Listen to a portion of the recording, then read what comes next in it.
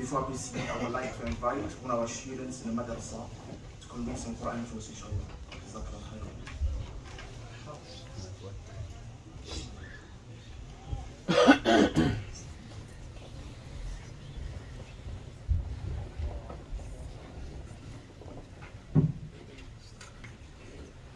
أعوذ بالله من الشيطان الرجيم. بسم الله الرحمن الرحيم.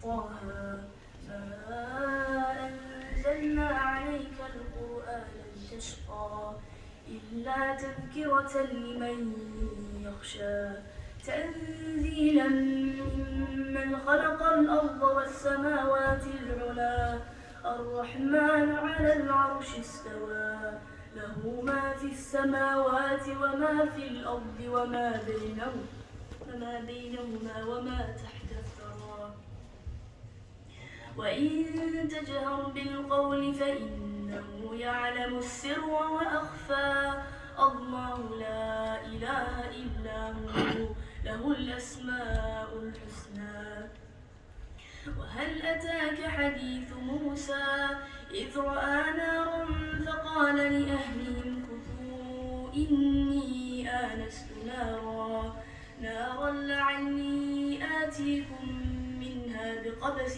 أو أجد على النار هدى فلما أتاها نودي يا موسى إني أنا ربك فاخلع عليك إنك بالوادي المقدس طوى.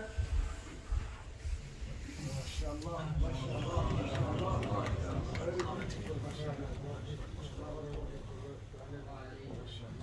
Alhamdulillah. Alhamdulillah. So now we're going to go to the main topic, which is the feeling you're searching for in your salah. I'm going to pass it down to the Ustaz, inshallah. Jazakallahu khairan.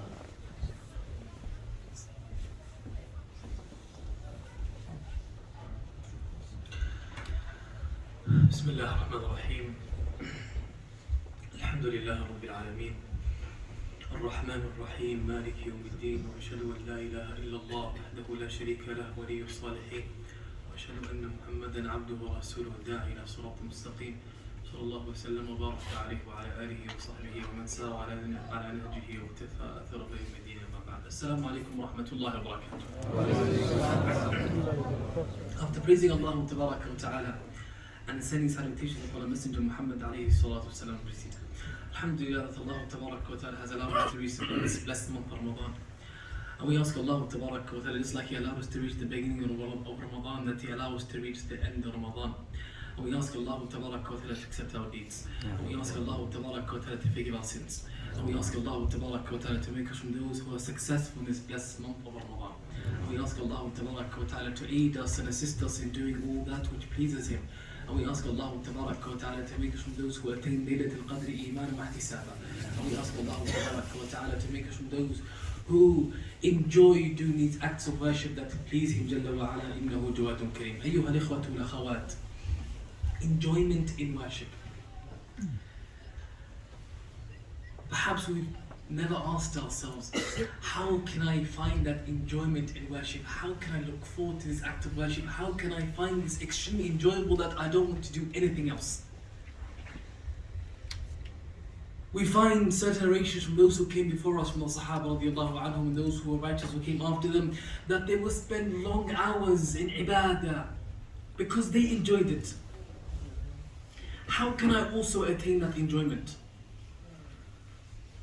and yearn towards the ibadah and not dread it? Some of the things that's common today that we find, it is that you come to Salat al-Taraweeh and you have the Imam who's reciting very beautifully. Maybe he recites a lot and he's reciting a lot of Quran because he enjoys it. And then you have someone who's in the prayer and he's like, today he made the Salah too long. We have certain people who say, for instance, that when is iftar time? I can't wait to iftar time. They keep looking at their clock. They can't wait to break their fast because they are not enjoying it. They're dreading it. Wallahi, that statement that they utter, the salah, he made it too long. I can't wait till we do iftar. I can't wait to get this over and done with. These statements are shameful statements. At least if you're not enjoying it, keep it hidden. Don't say it out loud. don't expose yourself. That you're dreading this act of worship that Allah Ta'ala has blessed you with. The mentality is completely wrong.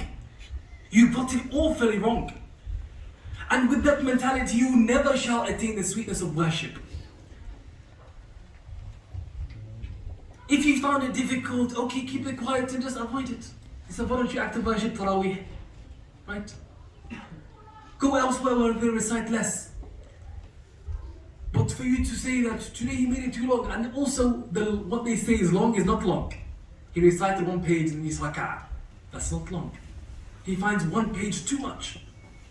He would rather have him recite maybe one line of rak'ah, one ayah, like they do in certain places. Because he can't bear to do this act of worship, la ilaha illallah. That's a musibah, calamity. It shows that something is truly wrong inside. And it's a call upon us all to just have a look and reflect and think, what is going wrong here? What have I done wrong? What is the problem that's preventing me from enjoying this act of worship that I just want to get it over and done with? I don't want to spend more time doing it. Uthman ibn Affan, radiyallahu anhu wa arda'ah. One day he stood by the Kaaba and he was praying the night prayers, praying Salat al-Witr, one rak'ah, and he started Bismillah ar-Rahman ar-Rahim, Alhamdulillahi Rabbil Alameen, ar-Rahman ar-Rahim, Maliki yawmiddin, Iyyaka na'budu wa Iyyaka nasta'in, Ihdina as-sirata al-mustaqim, صراط الذين أنعمت عليهم غير المغضوب عليهم ولا الضالين بسم الله الرحمن الرحيم ألف لام ميم ذلك الكتاب لا ريب فيه هدى للمتقين الذين يؤمنون بالغيب ويقيمون الصلاة ومما رزقناهم ينفقون والذين يؤمنون بما أنزل إليك وما أنزل من قبلك وبالآخرة هم يوقنون أولئك على هدى من ربهم وأولئك هم المفلحون إن الذين كفروا سواء عليهم أأنذرتهم أم لم تنذرهم لا يؤمنون ختم الله على قلوبهم وعلى سمعهم وعلى أبصارهم غشاوة ولهم عذاب عظيم. Kept reciting, kept going. He finished Baqarah, he got to Al Imran, he finished Al Imran, he started Nisa, he finished Nisa, he started Ma'idah, he finished Ma'idah, he kept going, until he got to Min al-Jinnati wan-Nas, and then he went to Ruku'. Did Uthman radiallahu anhu have superpowers? Did Uthman radiallahu anhu, was he given ability that we were not given? Was Uthman radiallahu anhu someone who Allah tabarak wa ta'ala made special, only granted him something that he didn't grant the rest of us? No, of course he's virtuous. He is from the companions of the Prophet alayhi salatu wasalam, but he was a man just like us. But it's because of the enjoyment that he found in that ibadah, that worship, that allowed him to stay in that salah for all along, stand for so long, enjoying it. And by the way, it is different when you are reciting Quran and when you are listening. You know, when you're praying salah and you're reciting, you don't feel the standing as much as when you are standing and listening. The one standing behind, he tends to feel longer. The imam, he's enjoying it. He doesn't feel how long it is. Do you not see nowadays that some of my youngsters, when they're playing their video games, their PS4, PS5 is old, PS5 now, PS5, and they're up the whole night, they're playing online. And he's up from midnight all the way up to Fajr 5, 6 a.m. he's up. And he hasn't moved from his place, he's playing the whole time. He's playing online with his friends. Why is he able to do it for all those hours? Why is he able to do it? Because he enjoys it, he loves it. But Uthman radiallahu anhu, the Quran, you can finish it in 8 hours. You finish the whole Quran. Maybe those whole 8 hours Uthman was praying because he enjoyed it so much. It's the difference, the contrast. Babe, how can I find that enjoyment? That's the question that we're going to answer today. Ayyuha al-kiram, before I even answer that question, I want you guys to reflect on a number of things. In Ramadan, we are all fasting, صح?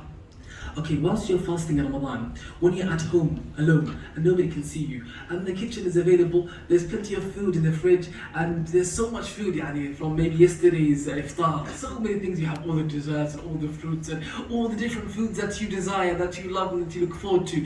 When you're sitting at home, no one's there, nobody can see you, why don't you go to the kitchen and go eat and have a quick bite and quick drink and just enjoy a meal? Nobody will ever know. Why don't you do it? What's stopping you? What prevents you from doing that? What stops you from going to the kitchen, having a full meal, and then leaving there as if nothing happened? Huh? Is it because you feel shy that Allah sees you, right?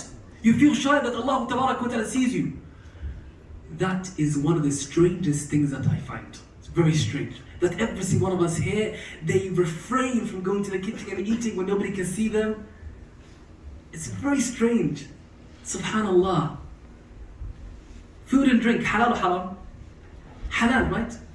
If you could stay away from food and drink for those hours, because you're shy of Allah Ta'ala, that means you can stay away from the sins that you do when you're alone, because Allah Azza wa Jalla sees you, you're shy of Allah Ta'ala. It's training, it shows you that you're capable of doing that. It shows you that you're able to stay away from these evil desires of the haram, because you can stay away from things of the halal that you require every single day, that you used to do every single day, that you're addicted to. You're addicted to eating and drinking, isn't it? You eat every day. So if you are addicted to certain sins, this means that you are able to give them up. Your mind, the shaitan is telling you, I cannot give it up, but you can. Because you're able to give up food and drink for those hours and not go to the kitchen because you're shy of Allah. Just like you're shy of Allah in that situation, you should be shy of Allah Ta'ala even more when you're doing the haram, when it angers Allah Ta'ala. Food for thought. That was a good statement. Food for thought. The first step to you enjoying worship is that I need to get rid of those sins and cut off those sins that are destroying my life. Those sins that I'm addicted to, that I keep falling into, that I'm struggling to give up, by abandoning them and using Ramadan as your training ground. This is your opportunity for you to train yourself to develop good habits so that you give up these sins. This is your chance. Wallahi, this is the greatest opportunity that you've been given. And you are going to be victorious. Allah Ta'ala facilitates everything for you in order to give this up. Shaitan, the shayateen locked up. The gates of hellfire are shut. The gates of Jannah opened for you. Allah is beautifying for you every single day, Jannah. A caller calls out, says, the one who seeks good, come forth, come, ta'al, aqbil. Allah Ta'ala is calling upon you. Allah Ta'ala promises to aid you and assist you. Allah Ta'ala obliges for you to fast, which helps you in disciplining yourself to attain that self-discipline. Allah Ta'ala, He told you to pray at night, He legislated that night prayer, which also teaches you self-discipline. All these factors, they are there to help you as part of the transformation that you need to attain in Ramadan. Don't take it for granted, they all matter. Every single one of these acts, they play a part in your transformation. When I abandon those sins, you know what happens? Allah Ta'ala will instill a light in my heart. And that light that Allah Ta'ala puts in your heart, it is the light that's going to open for you the door of enjoyment of ibadah. Nurullah, the light of Allah Ta'ala. Imam Shafi'i alayhi rahmatullah. Imagine Shafi'i, he has great memory. He was able to memorize just by looking once. Photographic memory, they say. Imam Shafi'i rahimahullah ta'ala, he came to his teacher Yahya ibn Jarrah alayhi rahmatullah, and he's complaining about my memory is poor, I'm struggling. Nothing like us masakin that can barely remember their names. He came to Yahya ibn Jarrah and said to him, شكوت إلى وكيع سوء حفظي فأرشدني إلى ترك المعاصي وأخبرني بأن العلم نور ونور الله لا يهدى لعاصي. He said that I complained to Yahya ibn Jarrah, my poor memory. And he told me, abandon sins. By abandoning sins, your memory will get better. So that you can remember the deen of Allah, the Quran, all these things that you're trying to remember and to keep in your heart and mind. And he told me that, he told me that knowledge is light. And the light of Allah is not given to a sinner. That knowledge, part of it is what is going to enable you to attain that enjoyment in al-ibadah, in worship. What is that knowledge that we are perhaps looking for? What is that knowledge that I need to perhaps learn that will enable me to attain that enjoyment in worship? Ramadan is one of the greatest demonstrations of that knowledge that I'm going to tell you about. In this blessed month of Ramadan, we are fasting for the whole day, the majority of the day. We are leaving our food and drink for the sake of Allah Ta'ala. And then when you ask some people, when you are not eating and drinking, it can be difficult. You get hungry, you get tired, maybe you feel a bit of pain and so on. But people, you ask them and they tell you, Wallahi, I love the month of Ramadan. Even though you're going through all this difficulty and this pain, this hunger and so on, you love Ramadan. Some people, they say to you, I wish the whole year was Ramadan. Ramadan is too short, I wish. Some people, when Ramadan ends, they cry. Why? The month that you were starving has ended. Why are you not happy? Because there's something that's in Ramadan that allows them to feel like that. What is that? When you know the one that you are doing the acts for, everything that you do does not matter. Has anyone here been in love before? I have. You guys been in love before? No one. Ajib. Anyone married here? No one wants to admit it. Because what? Why? Because you're fasting, huh? When you're in love, the one that you love, you would do anything for them, right? Those who have been in love know. You do anything for them. Even if that means that you go through certain pain and certain difficulty, that you exhaust yourself and so on, right? Because you love that individual, you do anything for them. You love your mother. You guys will do everything for your mother, right? Well, I assume so. You guys are not answering. You will sacrifice everything for her as long as that pleases her, makes her happy, right? That's love. So in Ramadan, because you know Allah and you love Allah, and Allah Ta'ala is the most beloved to you than everyone and everything. Allah Jalla fi'ula, He's the one who asks you to fast. So Allah Ta'ala wants you to fast, and He obliges upon you doing this and you going through this because you're pleasing Allah who you love. That is the greatest thing that you can attain. That's why you're fasting. When people ask them, why are you fasting in Ramadan? A lot of them they say to you, because Allah obliged it upon us, because it's one of the pillars of Islam. But very rarely do you find that, because I love Allah. Because I love Allah. That should be your answer. I love Allah. Allah Ta'ala is the most beloved to me. Therefore I fast for Him because Allah loves that I fast. Allah is pleased with me fasting. That makes me enjoy that worship because I know Allah Ta'ala loves me doing this.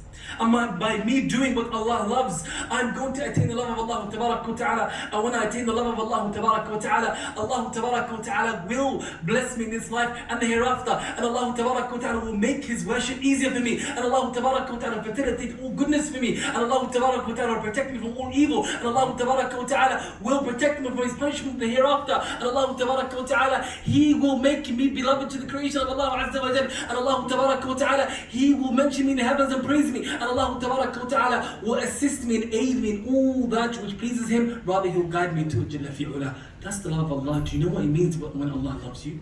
Do you know the value of Allah loving you? Because I love Allah. That's why from the du'as of the Prophet ﷺ, that he used to say, it is Allahumma inni as'aluka hubbak, wa hubba man yuhibbuk, wa hubba amali yuqarribuni ila hubbik. Oh Allah, I ask for your love, and the love of those who love you, and the love of a deed that draws me closer to your love. Ibn Rajab al-Hanbali rahimahullah tabarak wa ta'ala, he says that we worship Allah tabarak wa ta'ala with love, hope and fear. Hope and fear, they have a certain limit, but love has no limit. The more love you have for Allah tabarak wa ta'ala, the better, because all righteous deeds, they spring from love. The more love you have, the more righteous deeds you do. The more you love Allah Tabarak wa Ta'ala, the more you obey Him. The more you love Allah Azza wa Jalla, the more you worship Him. The more you love Allah Azza wa Jalla, the more you abstain from that which angers Allah Tabarak wa Ta'ala. The more you love Allah Tabarak wa Ta'ala, you will be one who hastens to do that which Allah Tabarak wa Ta'ala loves and is pleased with.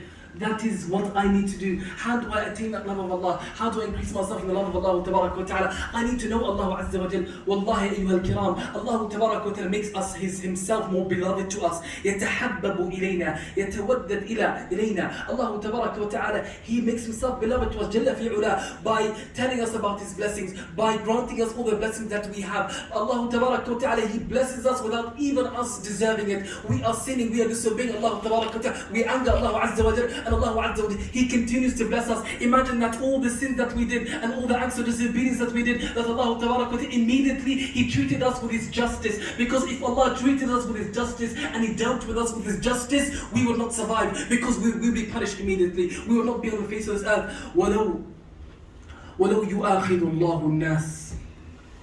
If Allah Ta'ala was to hold the people accountable for what? For what they did.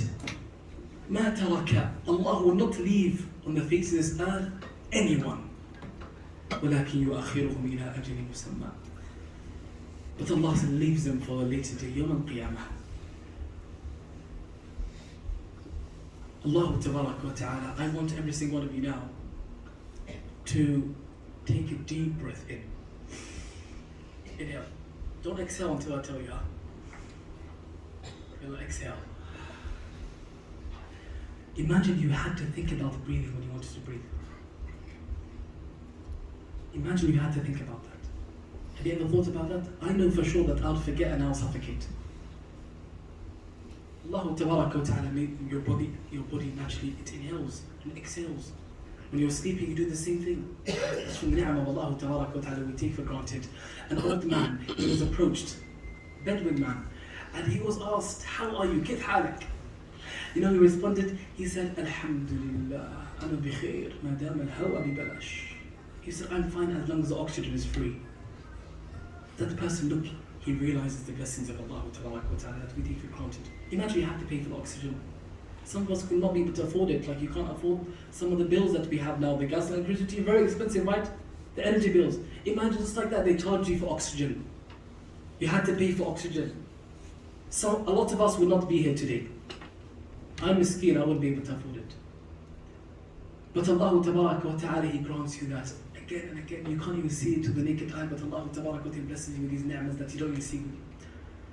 But the ni'mah that's greater than all of those blessings, the blessing that Allah Ta'ala has blessed us all with, that Allah Ta'ala has favored us with, and that's none other than the blessing of Islam. Just the fact that you're a Muslim, you know how much of ni'mah that blessing that is?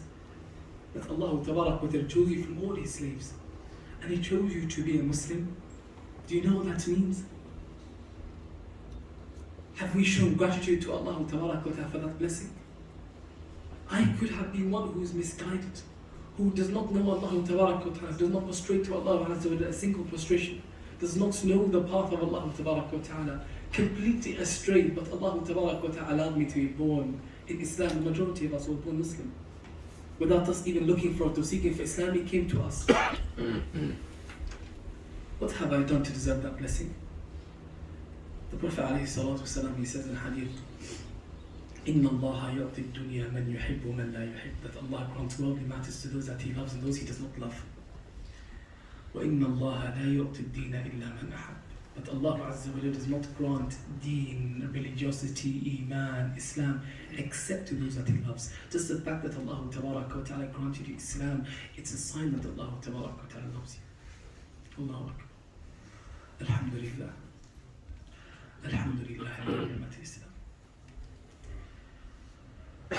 There's no blessing greater than that. That's the Rabb that you're worshipping. Allah Ta'ala, now imagine, I want you to imagine with me something here. Imagine you are committing a crime. You're committing a crime. And then someone comes and sees you doing this crime. They witness you do this crime. And this person, instead of reporting you or telling others about your crime, they helped you cover it up, conceal it. And they know this crime that you've done. They didn't tell anyone, they concealed it, they kept it themselves, and they helped you cover it up. When you see this individual after that incident, how are you going to feel? How are you going to feel every time you see them? You're going to feel shy every time you see them. You're going to feel like this person knows something about me that others don't know about me. You're going to feel shame and shyness, right? What about Allah Jalla fi'ula, who we disobey using His blessings? We disobey Him using His blessings. Allah sees us. And Allah Ta'ala, He conceals us. And He covers us up for us. And He keeps it concealed until Yawm al-Qiyamah. How can I not feel shy of Allah Ta'ala when I know that? You should make me shy when I stand in front of Allah Ta'ala. When I know Allah, that knowledge that I have of Allah Ta'ala, that is what's going to increase me in the love of Allah Azza wa Jal. The rahmah of Allah, the mercy of Allah Azza wa Jal. That Allah Azza wa Jal, He tells us that He is more merciful to us than our own mothers. The Prophet ﷺ, one day he saw a mother who lost her child. She was crying and screaming, looking for that child. And then she finally found her child, she brought the child close to her, and she was extremely happy. And the Prophet ﷺ, he said to the Sahaba, do you think that this mother would ever throw her child into the fire? They said, of course not. She would never do that. He said that Allah Tabaraka wa Ta'ala is more merciful to you than that mother is to a child. Allah is more merciful to you than that mother is to a child. A Bedouin came to Abdullah ibn Abbas radiallahu anhuma. The Bedouins, they used to ask strange, peculiar questions. Strange questions. This Bedouin Muslim. He came to Abdullah ibn Abbas and he said to him, Ya Abdullah, Man yuhasibna yawm al-qiyamah? He said, who's going to hold us accountable yawm al-qiyamah? Who's going to judge us on the day of judgment? Abdullah, of course, he said, Allah. The Bedouin responded, said, إِذَا نَجَوْنَا, and we are safe. The Bedouin knows the rahmah of Allah Azza wa Jal. Imagine your judge is on the day of judgment is your mother. How are you going to feel? I'm off the hook. I'm going to get away with everything. I'm going to get away with murder, right? Because you get away with so many things with your mother now, right? Imagine she was to judge Yawm al-Qiyamah. Allah, who is more merciful to you than your mother, is going to be judged Yawm al-Qiyamah. How can you not love Allah Azza wa Jal? How can you, knowing that, not increasing love of Allah Tabarak wa Ta'ala? The Prophet alayhi salatu said, Allah Azza wa Jal, He has 100 parts of His mercy. One part of that mercy He brought down to the earth. 99 parts He saved to Yawm al-Qiyamah, so that He grants you His mercy. Jalla fi'ula. That's the Lord that you're worshipping. That increases the love of Allah Tabarak wa Ta'ala. Whatever you do for Him after knowing Allah Azza wa Jal, it doesn't matter. Because you know who you're doing it for, the one you love the most. That is what's going to allow you to have that enjoyment in worship. It's going to allow you to enjoy fast. To the level that you are enjoying it. I know someone, and this person, I've known them for years, and they do the same thing every single year. This person's alive. They're not people from the past. They're not story. It's a person I know in real life. This sheikh, when Ramadan starts, every single day of Ramadan he completes the Quran. Every single day, without fail. This is not a myth from the past. He's alive today. He lives in my locality. I see him regularly in the masjid. Every single day of Ramadan he completes the Quran. In 2019, I remember we were doing i'tikaf in the masjid the last 10 days of Ramadan, and he was doing i'tikaf with us, the sheikh, and every single day he would start his khatma 8 a.m. He would sleep after Salat al-Fajr. 8 a.m. he'd be up. And he wouldn't sleep much. He would start his khatma. When everyone's sleeping, he's awake. He started his khatma, his completion of the Quran. And by the night, he's completed. Every single day. So I remember on the 29th day of Ramadan, they were looking for the moon of Shawwal, and that day someone came to him around Asr time, not Asr time, around Dhuhr time, and they started talking to him, which delayed him. It made him behind on his khatmah. He fell behind. Because this person spoke to him for a little while, took some of his time, so he fell behind and he wasn't on track to complete the khatm that day. And then it turned out by Asr they announced that Maghrib time is going to be Eid. So what happened? When it got to Maghrib time, he hadn't completed his khatmah. Wallahi, wa billahi, wa tallahi, he cried like a baby. He cried like someone had died. We were all shocked, we didn't know what happened. We were shocked. The adhan al-Maghrib went off. When the adhan al-Maghrib went off and people were making iftar, he started crying. He broke down in tears. And we went to him, people thought something terrible had happened. People were trying to understand what happened. He was so emotional that he couldn't even get the words out. He couldn't even explain anything. We were trying to say to him, Shaykh, what's happened, what's the matter? He couldn't explain anything. And then we find out after that the reason why he became so emotional, he started crying, is because he hadn't completed his 29th khatmah of the Quran. 29th. Some of us will say, I've done it 28 times, khalas, 29 doesn't matter. La, it mattered to him. That's how some people are when it comes to ibadah. Why? Because they found that they loved their ibadah. How can one sit for all those hours writing the Quran? Because they enjoy it.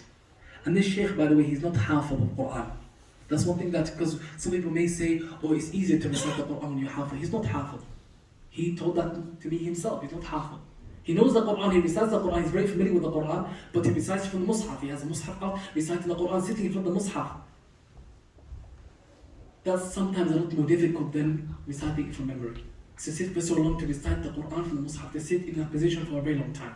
But he does it because of how much he enjoys it. That's ladha and ibadah. Because he knows who he's doing it for. He knows Allah Tabaraka wa Ta'ala.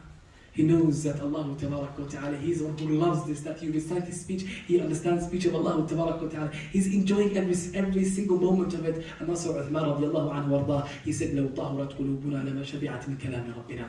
If our hearts are pure, we will never have enough of the speech of Allah Tabaraka wa Ta'ala. That's why I call upon every single one of us here that every night, you know what the Imam is going to recite in Taraweeh, right? Before you come to Taraweeh, read the meaning of the verses. Read the meaning, the translation of the verses, so that when you're in Salah, you at least have an idea of what's being recited, so that you can connect better in that prayer, so that you can enjoy that recitation, so that you can enjoy what's being recited in that ayat, so that you connect more and benefit. Because the meaning, of course, it helps. And that's what Imam al-Tabari, rahmatullahi alayhi, says, I find it strange that one recites the book of Allah Tabaraka wa Ta'ala for years, and he doesn't find enjoyment in it because he doesn't understand the meaning of it. That's the main cause that one doesn't find enjoyment, is because they don't understand the meaning. When you understand the meaning, you're one step closer to unlocking that enjoyment and that sweetness of worship. Ayyuha al-kiram, this time of after Asr, I don't like to talk long because this time is very precious and very valuable. This is Friday. It's a Friday in Jumu'ah, and it's the last hour of Friday is coming close upon us, and we are also fasting, and the dua of the fasting person is accepted. The dua in the last hour of Friday is accepted. So this is a call upon me and you to make dua. I say to certain people, sit there and make dua for 2 hours. Say to me, well, how can I make dua for 2 hours, 3 hours? I tell them, wallahi, the things that you desire, they are more than 2 hours. Sometimes you spend longer than that. Write down the things that you want to ask Allah Tabaraka wa Ta'ala. Sit there, ask Allah Azza wa Jal. You perhaps will spend longer than 2 hours calling upon Allah Azza wa Jal, asking Allah Azza wa Jal for the matters that you need. But how often do we actually do that? Sit in front of Allah, use this moment to call upon Allah Azza wa Jal, because Allah promises to grant you what you ask for. We ask Allah Tabaraka wa Ta'ala to grant us His forgiveness. We ask Allah Tabaraka wa Ta'ala to have mercy upon us. We ask Allah Tabaraka wa Ta'ala to guide us and to increase us in guidance and to guide others to us. We ask Allah Jalla fi'ula to aid us and assist us in doing that which pleases Him. We ask Allah Tabaraka wa Ta'ala to have mercy upon us and our parents and to forgive us and our parents. We ask Allah Tabaraka wa Ta'ala to protect us from all calamities and evil. We ask Allah Azza wa Jal to have mercy upon us. Allahumma inna nas'aluka al-huda wal-tuqa wal-afafa wal-ghina. Allahumma ati nufusana taqwaha zakkiha anta khayru man zakkaha anta waliyuha wa mawlaha. Allahumma habbib ilayna al-iman wa zayyinhu fi qulubina wa karrih ilayna al-kufra wal-fusuqa wal-'isyan waj'alna Allahumma min ar-rashidin. Allahumma tahhir qulubana min al-nifaq wa a'malana min al-riya wa lisanana min al-kadhib wa a'yunana min al-khiyana fa innaka تعلم خائنة الأعين وما تخفي الصدور. اللهم إنا نسألك الإخلاص في القول والعمل. اللهم ارزقنا الإخلاص في القول والعمل. اللهم إنا نسألك حسن الخاتمة. اللهم إنا نسألك حسن الخاتمة. اللهم إنا نسألك حسن الخاتمة. يا مقلب القلوب ثبت قلوبنا على دينك. يا مصرف القلوب صرف قلوبنا على طاعتك. اللهم إنا نسألك موجبات رحمتك وعزائم مغفرتك والغنيمة من كل بر والسلامة من كل إثم والفوز بالجنة والنجاة من النار. اللهم إنا نسألك عيش السعداء ونزل الشهداء والحشر مع الأتقياء ومرافقة الأنبياء، ونعوذ بك ربنا من جهد البلاء ودرك الشقاء وسوء القضاء وشماتة الأعداء. اللهم إنا نعوذ بك من زوال نعمتك وفجاءة نقمتك وتحول عافيتك وجميع سخطك. اللهم إنا نسألك رضاك والجنة. اللهم إنا نسألك رضاك والجنة. اللهم إنا نسألك رضاك والجنة ونعوذ بك من سخطك والنار. اللهم إنا نسألك حبك وحب من يحبك وحب عمل يقربنا إلى حبك. نسألك اللهم حبك وحب من يحبك وحب عمل يقربنا إلى حبك. اللهم إنا نسألك حبك وحب من يحبك وحب عمل يقربنا إلى حبك. اللهم أعنا على ذكرك وشكرك وحسن عبادتك. اللهم اكفنا بحلالك عن حرامك وأغننا بفضلك عمن سواك. اللهم أنت ربنا لا إله إلا أنت، خلقتنا ونحن عبيدك ونحن على عهدك ووعدك ما استطعنا. نعوذ بك من شر ما صنعنا. نبوء لك بنعمتك علينا ونبوء بذنوبنا فاغفر لنا فإنه لا يغفر الذنوب إلا أنت. اللهم اغفر لنا ما قدمنا وما أخرنا وما أسررنا وما أعلنا وما أنت أعلم به منا. أنت المقدم وأنت المؤخر، لا إله إلا أنت. اللهم اغفر لوالدينا، اللهم ارحمهم كما ربونا صغارا، اللهم جازهم بالإحسان إحسانا وبالسيئات عفوا وغفرانا. اللهم من كان منهم حيا فاطل في عمره وأحسن في عمله واختم لنا وله بخاتمة الإحسان، ومن كان منهم ميتا فأنزل على قبره شآبيب الرحمات وافسح له في قبره مد بصره، واجعل قبره روضة من رياض الجنة، واجمعنا بهم في جناتك جنات النعيم. اللهم إنهم أكرمونا فأكرمهم، اللهم إنهم أكرمونا فأكرمهم، اللهم إنهم أحسنوا إلينا فأحسن إليهم، اللهم إنهم ألطفوا بنا فالطف بهم. اللهم اشف مريضهم، اللهم عاف مبتلاهم، اللهم اهد ضالهم، اللهم ارزق فقيرهم، اللهم ارحم ميتهم، اللهم ارحم ميتهم، اللهم اجعلنا بهم من أهل البر والإحسان ولا تجعلنا بهم من أهل العقوق والعصيان يا رب العالمين. ربنا آتنا في الدنيا حسنة وفي الآخرة حسنة وقنا عذاب النار. نسألك اللهم أن تنصر إخواننا المستضعفين في كل مكان، كلهم معونا ونصيرا ومؤيدا وظهيرا. اللهم فرج همهم، نفس كربهم، داوي جرحاهم، عاف مبتلاهم، اشف مرضاهم، ارحم موتاهم، تقبل شهداءهم، كلهم معونا ونصيرا ومؤيدا وظهيرا. اللهم عليك بمن ظلمهم، عليك بعدوك وعدوهم يا قوي يا عزيز. ربنا هب لنا من أزواجنا وذرياتنا قرة أعين واجعلنا للمتقين إماما. ربنا لا تزغ قلوبنا بعد إذ هديتنا وهب لنا من لدنك رحمة إنك أنت الوهاب. ربنا تقبل منا اليسير ولا تؤاخذنا بالتقصير، وتوفنا مسلمين والحقنا بالصالحين. اللهم ربنا تقبل منا إنك أنت السميع العليم، وتب علينا إنك أنت التواب الرحيم. اللهم تقبل صيامنا وتقبل قيامنا وصدقاتنا وسائر أعمالنا. اللهم تقبل منا إنك أنت السميع العليم، وتب علينا إنك أنت التواب الرحيم. اللهم صل وسلم وبارك وأنعم على نبينا محمد وعلى آله وصحبه أجمعين، والحمد لله رب العالمين.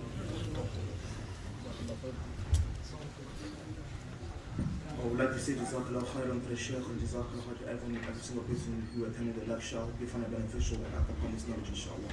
Jazakallah khairan.